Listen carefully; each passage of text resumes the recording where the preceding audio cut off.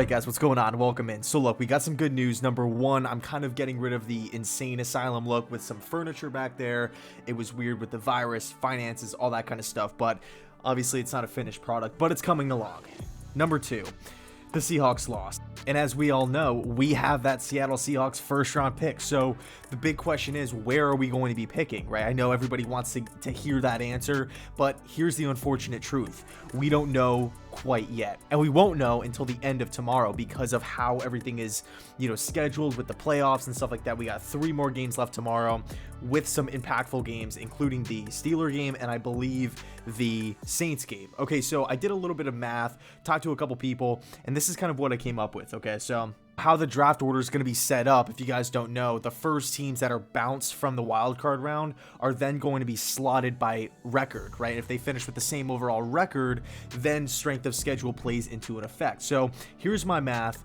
I'm not 1,000% sold that I did this correctly, but this is kind of where I think we're going to be finishing. All right, so we're looking at the schedule, we're looking at the records. The Seattle Seahawks lose today, but they finished the season with a 12-4 record. Okay, so in order to get lower, right, or a higher pick rather, we need other teams to lose. And there's 2 teams that have the same record, the overall record as the Seahawks, okay, 12-4.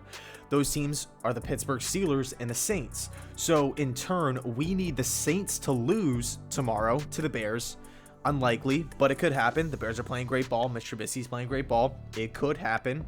We need Chicago to beat New Orleans, and then we need Cleveland to beat the Steelers. Okay, so I know this is super confusing here, but we need those 2 victories. If those 2 victories occur, right, that happens. The Steelers lose, the Saints lose, upsets galore. We will finish around the 22nd to 23rd pick. Remember, the Colts lost today. Okay, so they're out. They finished 11-5, so they're going to be picking within that 19 to 21 range. All right, they're out. So you're also looking at other games around the league, right? You're thinking Washington, well, okay, they're 7-9, the Bucks 11-5, so that game is completely meaningless. It doesn't matter if the Bucks win or Washington wins. If either of those, whichever team loses, they're going to be picking in front of the Jets. Same exact thing with the Titans game, the Titans-Ravens game. I believe here I have the records right here. I feel like a mad scientist right now, but let's see. Ravens 11-5. Again, if they lose, it doesn't matter. Tennessee Titans 11-5. So whichever team loses out of that game will be picking ahead of the Jets. So those are the 2 games that we need to keep an eye on. Right, the Seahawks got bounced. That's fantastic for our draft pick. It's fantastic. If the Bears beat New Orleans and if the Browns beat the Steelers, we should be picking, I would assume, anywhere from 22 to 23.